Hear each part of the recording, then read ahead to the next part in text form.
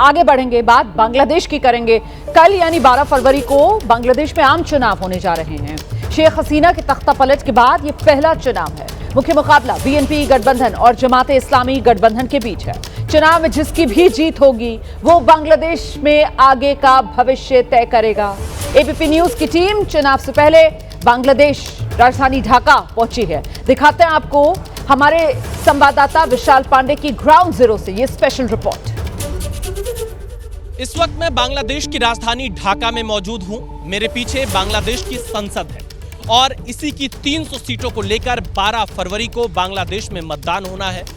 शेख हसीना के तख्ता पलट के बाद साल 2024 के बाद यह पहला आम चुनाव बांग्लादेश में होने जा रहा है। हम सभी ने देखा था किस तरह से 5 अगस्त 2024 को तख्ता पलट के बाद हालात बांग्लादेश में बने थे और कैसे उस समय जो छात्र संगठन थे उन्होंने शेख हसीना के खिलाफ मोर्चा खोला हुआ था, प्रदर्शन किया हुआ था जॉब कोटा को लेकर, और जिसके बाद हालात इतने ज्यादा बिगड़ गए कि शेख हसीना को देश छोड़ना पड़ा।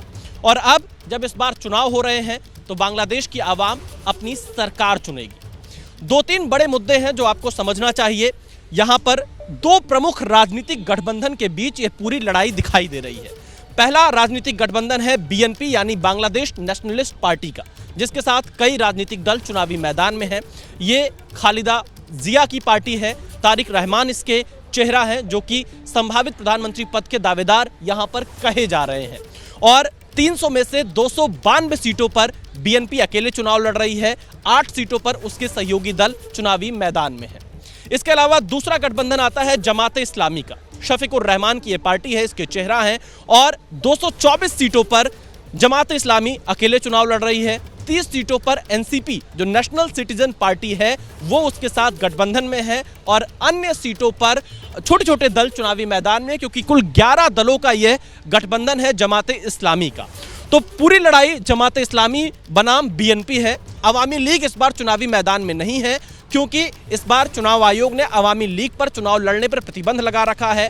तो देखना यह भी दिलचस्प होगा कि शेख हसीना के जो समर्थक हैं, जो सपोर्टर्स हैं या मतदाता हैं, वो बीएनपी या जमात इस्लामी में से किसे चुनते हैं, उनका रुख क्या रहने वाला है।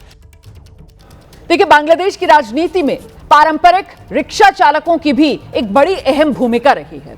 कोई जमात इस्लामी गठबंधन को जिता रहा है फिलहाल, और कोई बीएनपी का साथ देता हुआ नजर आ रहा है फिलहाल, लेकिन सभी भारत के साथ रिश्तों को मजबूत करने की बात कर रहे हैं। हमारे संवाददाता विशाल पांडे ने रिक्शा चालकों से बातचीत कर उनकी राय जानी है।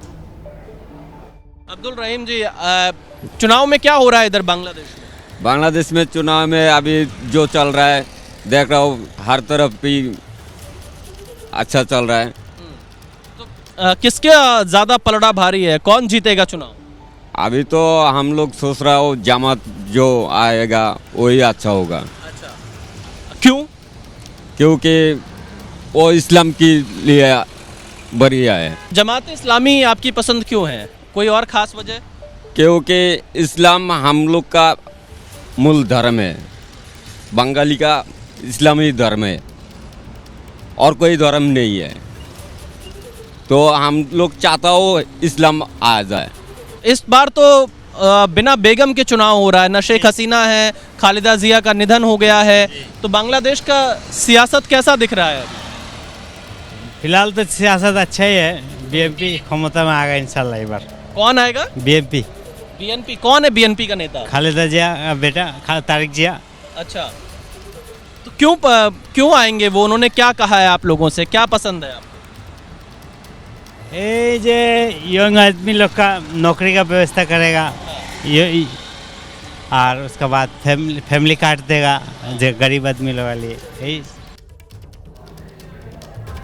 और बांग्लादेश में शेख हसीना के तख्ता पलट के बाद जिस तरीके से वहां हिंसा भड़की, उसको देखते हुए सेना अलर्ट मोड पर है। ढाका में सेना की तैनाती कर दी गई है। चुनाव से पहले सभी अहम जगहों पर सुरक्षा भी बढ़ाई जा रही है। जगह जगह नाकेबंदी की जा रही है। एक और ग्राउंड रिपोर्ट हमारे सहयोगी विशाल पांडे की। बांग्लादेश में 12 फरवरी को होने वाले आम चुनाव को लेकर सुरक्षा व्यवस्था काफी कड़ी की गई है। भारी तादाद में बांग्लादेश में ढाका कि सड़कों पर आपको सेना और फोर्स यहाँ पर नजर आएगी, ताकि जो वोटिंग होनी है, मतदान होने हैं, उसमें किसी प्रकार की कोई हिंसा ना हो पाए और सुरक्षा व्यवस्था चाक चौबंद बनी रहे।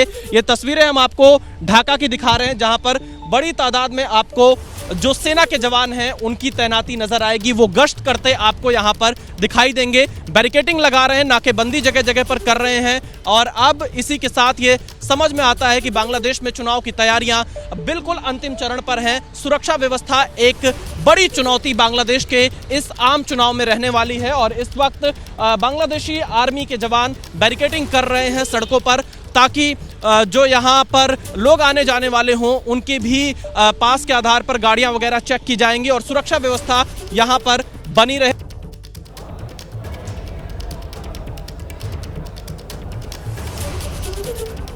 देखिए, इस वक्त बांग्लादेश की राजनीति में ब्लैक एंड व्हाइट का दौर चल रहा है। बांग्लादेश की सड़कों पर सभी राजनीतिक दलों की तरफ से ब्लैक एंड व्हाइट पोस्टर्स के माध्यम से वोट मांगे जा रहे हैं।